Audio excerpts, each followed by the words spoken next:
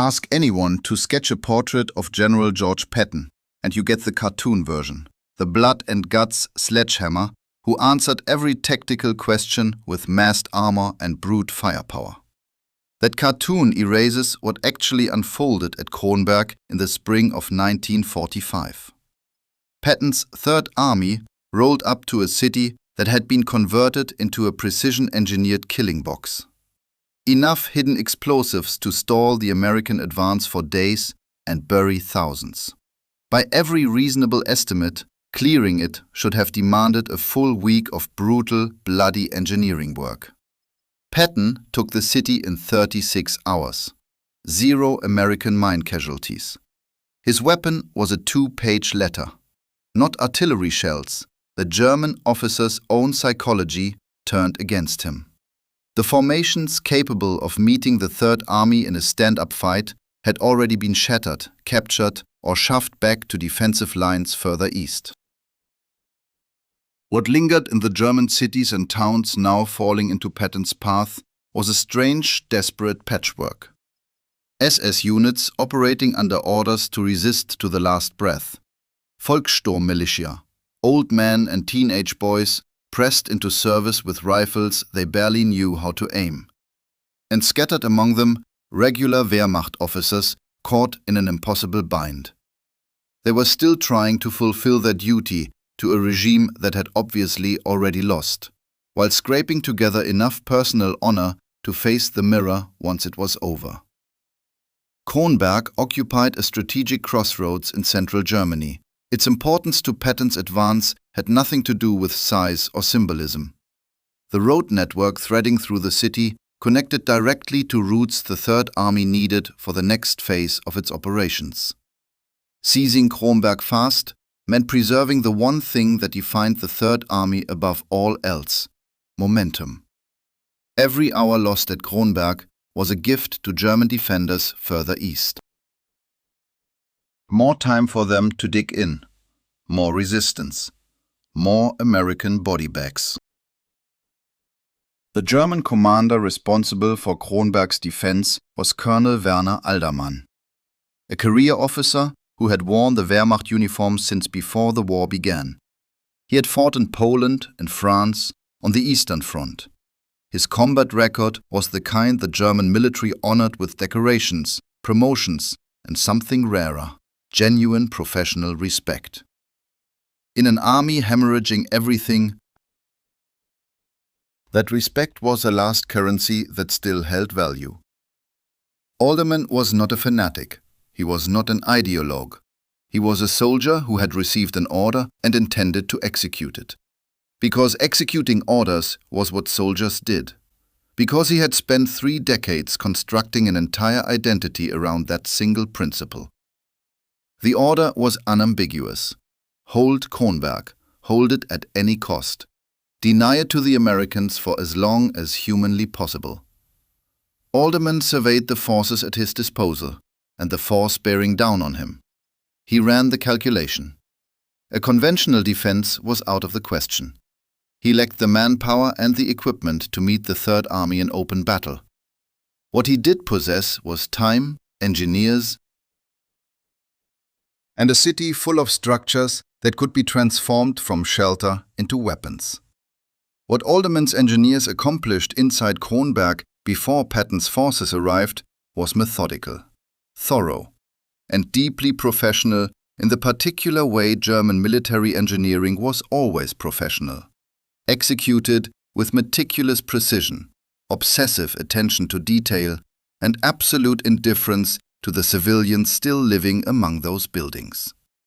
They mined the main roads, they mined the bridges, they mined the structures American soldiers would instinctively seek as cover during an urban assault.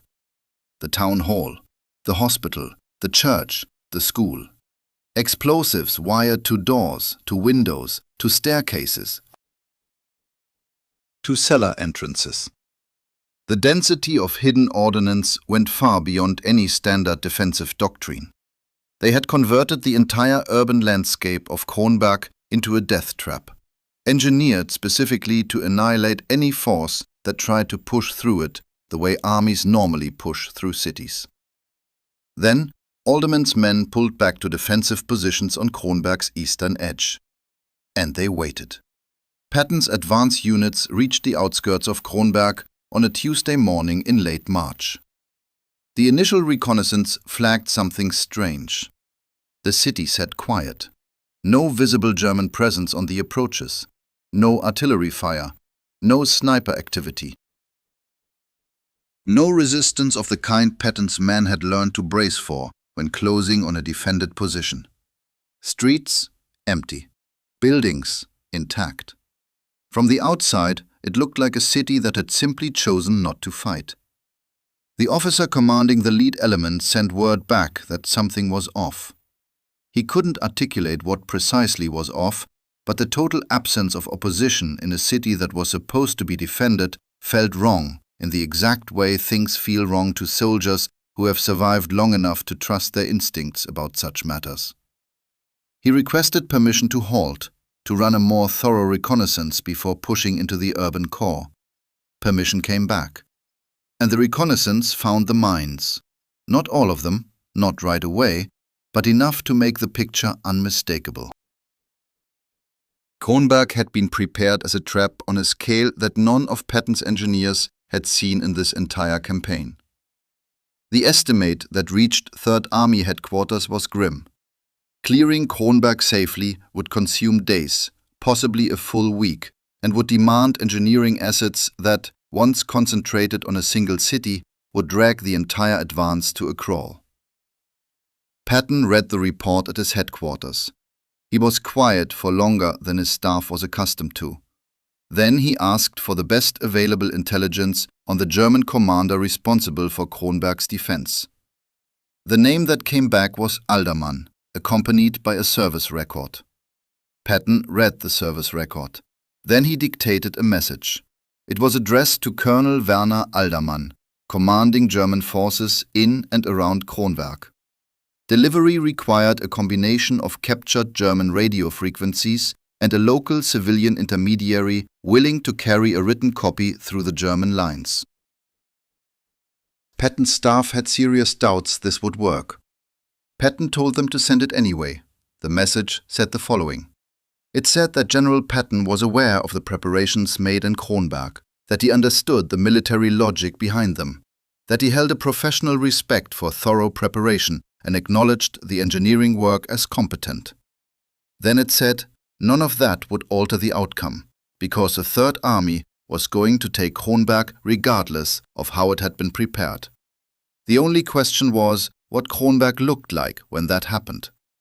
And here the message shifted into territory that nobody on Patton's staff had heard him enter in quite this form.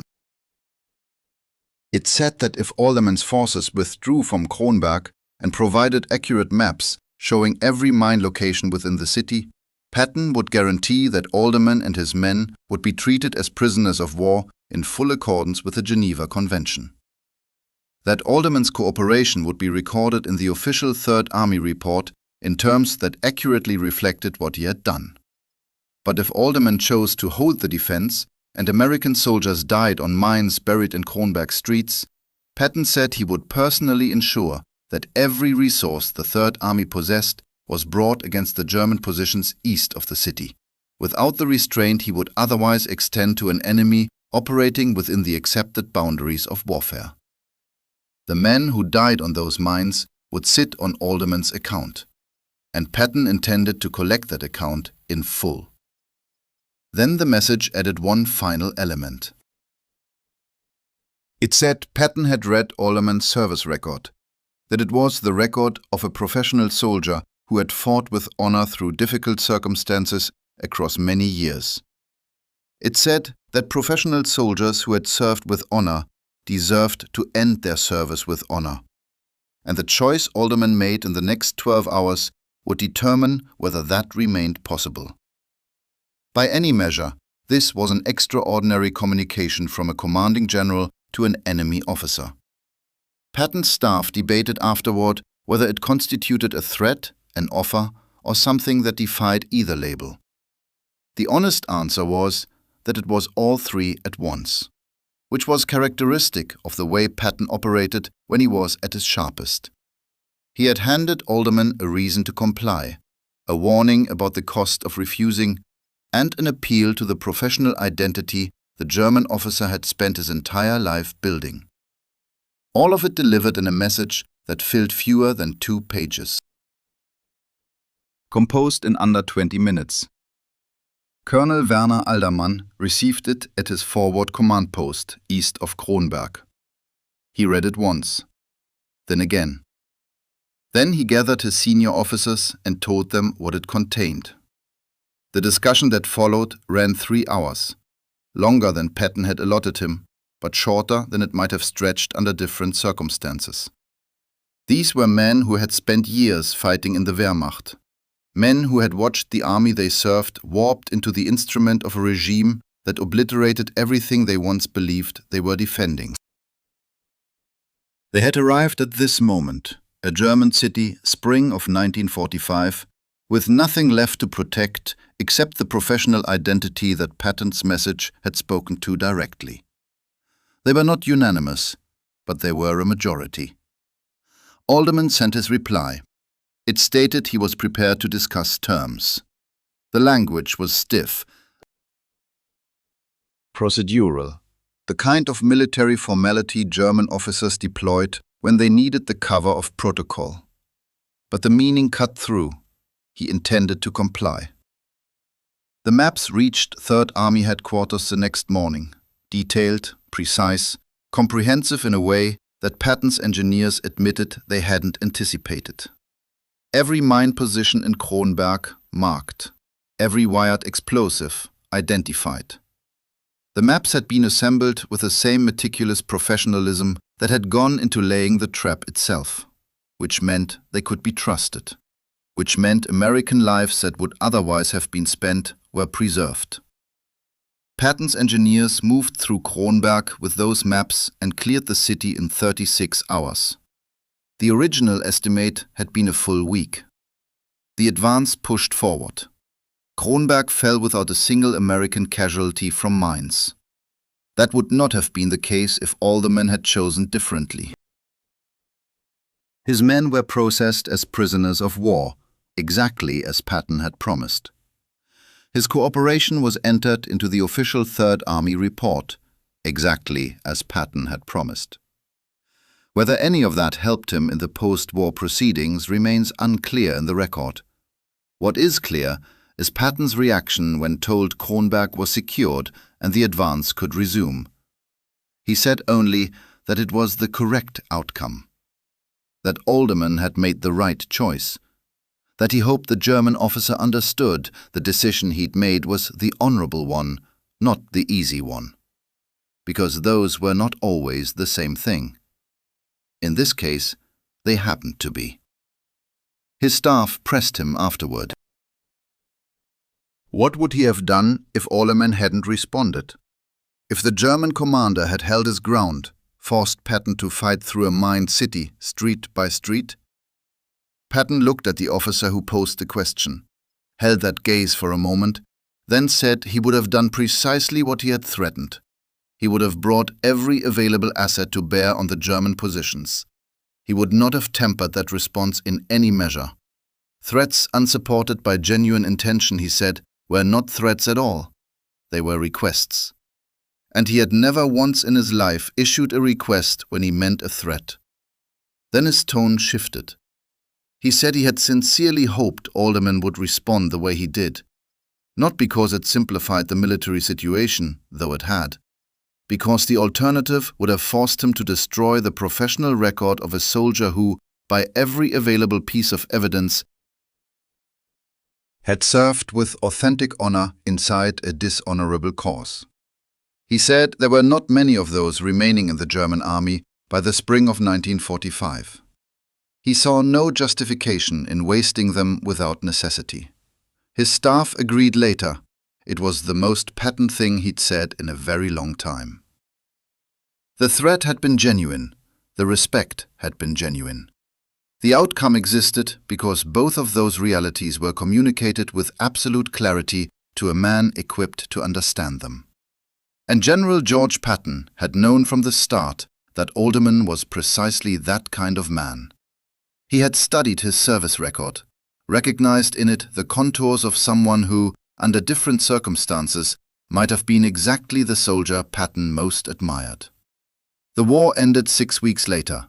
Patton never met Alderman in person.